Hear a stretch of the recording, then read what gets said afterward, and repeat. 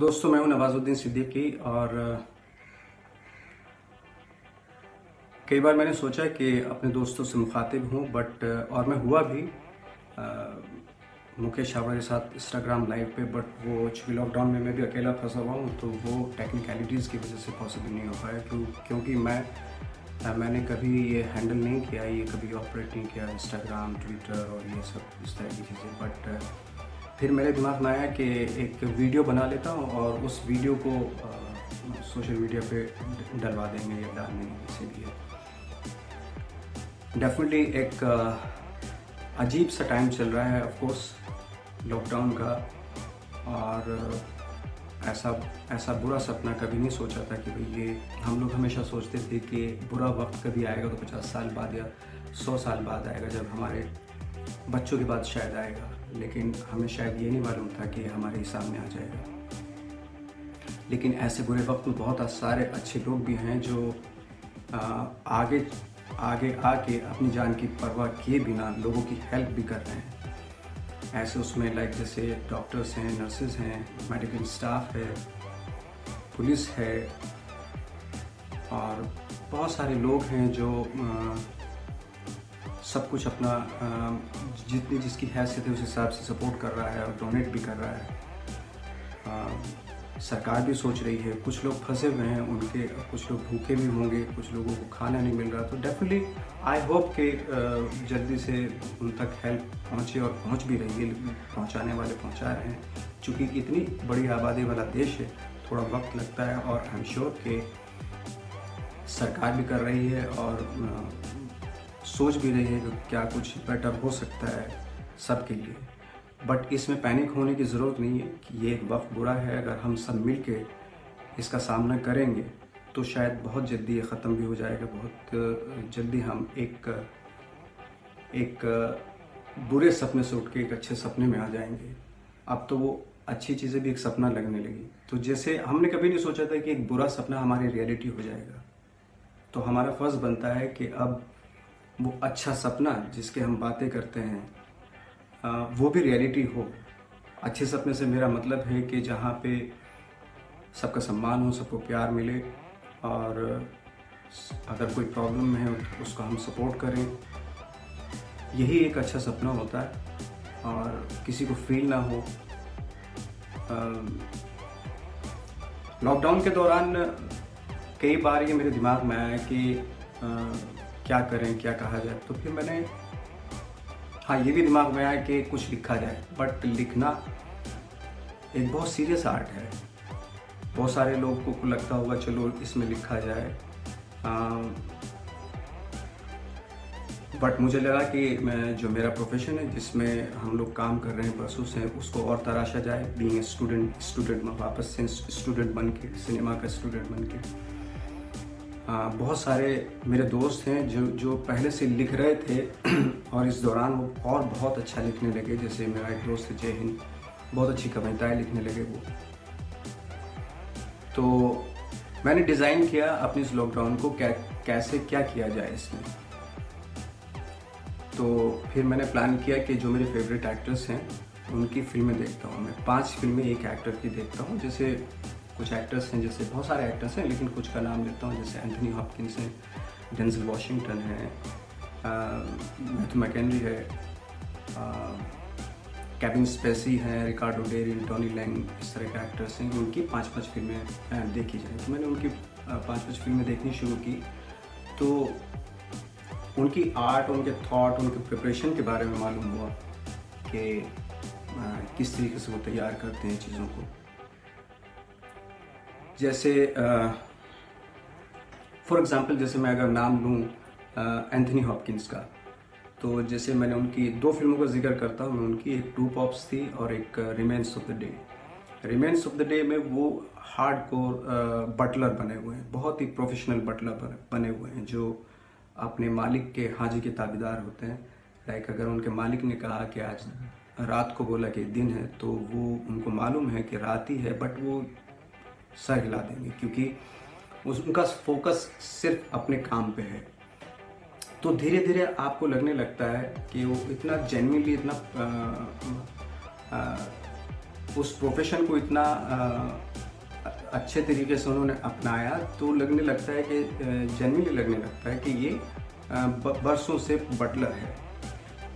Even though कि वो उनका जिस लड़की को लेके, मिस कीटन को लेके अगर उनका इमोशन भी है तो वो भी जाहिर नहीं करते हैं कि शायद मेरे प्रोफेशन में थोड़ी कमी आ जाएगी अगर मैं उसके सामने अपने इमोशन को जाहिर करूँगा। तो ये एक बात थी।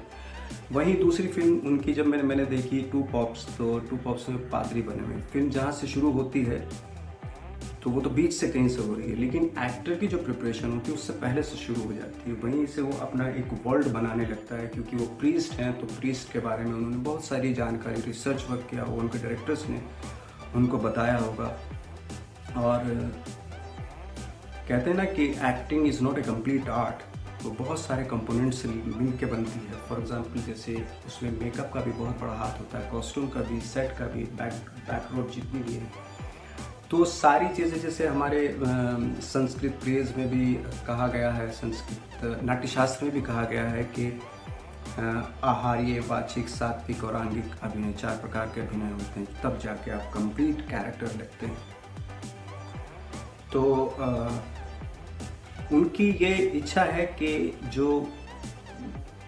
जिस पॉप को जो ये पदवी मिली है तो वो उस पदवी को कैंसिल करना चाहते हैं। लेकिन एंथनी हॉपकिंस का जो कैरेक्टर, जो पॉप का जो दूसरे पॉप हैं, वो चाहते हैं कि अपने जो रिज़ाइन पे रिकन्सिडरेशन करें। उसमें हो सकता है उनका अपना कुछ पर्सनल इंटरेस्ट हो या क्या इंटेंशन है, तो इस वजह से तो फिल्म जहाँ से शुरू होती है वो धीरे धीरे पॉप लगने लगते हैं, क्योंकि उनकी स्टडी बहुत है एज एन एक्टर उन्होंने जो किया। तो थोड़ी देर के बाद रियलाइज होना था ये बरसों से पॉप हैं दोनों। तो कहने का मतलब ये है कि जब हम कोई कैरेक्टर करते हैं तो जैसे हम लोगों के यहाँ पे मेथड एक्टिंग को हवा समझा जाता है, वो हवा नहीं है, बल्कि जब आप कोई कैरेक्टर करते हैं तो करते तो आप ही हैं, लेकिन आप दूसरे होने का इम्प्रेशन देते हैं। तो उसमें कॉन्शियसली अनकॉन्शियसली, चाहे आप ट्रेंड हो ना हो, वो मेथड एक्टिंग ही कहलाई जाती है। फॉर एग्जाम्पल जैसे गब्बर सिंह अमजद खान ने किया, अमजद खान बहुत सारे रोल किए, लेकिन किया तो गब्बर सिंह अमजद खान नहीं है। तो चूँकि वो ऐसा माहौल के बीच में इनेक्ट कर रहे हैं, तो हालांकि अमजद खान साहब तो बहुत पढ़े लिखे एक्टर थे, तो ऑफकोर्स डेफिनेटली उन्होंने कॉन्शियसली या अनकॉन्शियसली मेथड एक्टिंग को फॉलो किया था, तो इसलिए वो गब्बर सिंह लगने लगते हैं कुछ टाइम के बाद। तो मैंने रियलाइज़ किया कि एक्टर तो वही होता है, लेकिन चूंकि सिचुएशन बदल जाती है, उस एक्टर अपना थॉट बदल देता है। उसी भले ही एक्टर बहुत इंटेलिजेंट हो, पर्सनली बहुत इंटेलिजेंट हो, लेकिन जब आप कोई कैरेक्टर करते हैं तो उसी थॉट, जितना उसकी IQ है, जितना उसका दिमाग उस कैरेक्टर का, उतना ही सोचना पड़ता है। तो डेफिनेटली अगर आप जेन्युइनली उसको, ऑनेस्टली उसको फॉलो करेंगे तो आप बिलीवेबल लगने लगते हैं। एक बात तो ये। दूसरी बात ये कि बहुत सारी फिल्में ऐसी थी जो शायद बहुत कम लोगों ने देखी हैं, जो फेस्टिवल की फिल्में ज़्यादा पसंद। मेरा पर्सनल ओपिनियन है कि वो उस तरह की फिल्में ज़रूर देखनी चाहिए जो बॉक्स ऑफिस से बहुत आगे की चीज़ होती हैं। वो उसमें जैसे बहुत सारी फिल्में हैं जो मैंने आपको बताऊंगा, जो हिडन जेम थी एक तरह से। उन फिल्मों को देख के एक लाइफ दिखती है उन फिल्मों को देखने के बाद। तो ये फिल्में थी जैसे Dheepan, DHEEPAN, Dheepan, I Daniel Blake, Paris is us, catch the wind, loveless, shoplifters, Atlantics and Capernaum. तो ये फिल्में थी जो आई थिंक कहते हैं ना कि लॉस्ट इन ट्रांसलेशन या गर्त में चली गई थी कहीं। मैंने और मेरे दोस्त ने, हमने मिलकर, दोनों ने मिलकर डिसाइड किया कि वो फिल्में देखी जाएं जो हैं तो बहुत अच्छी, लेकिन इतना ज़्यादा ना तो उनका बॉक्स ऑफिस हुआ, ना इतना ज़्यादा वो लाइमलाइट में हुई। जब इन फिल्मों को देखना शुरू किया तो वाकई ये फिल्में बहुत ही, इन फिल्मों में एक लाइफ दिखती है।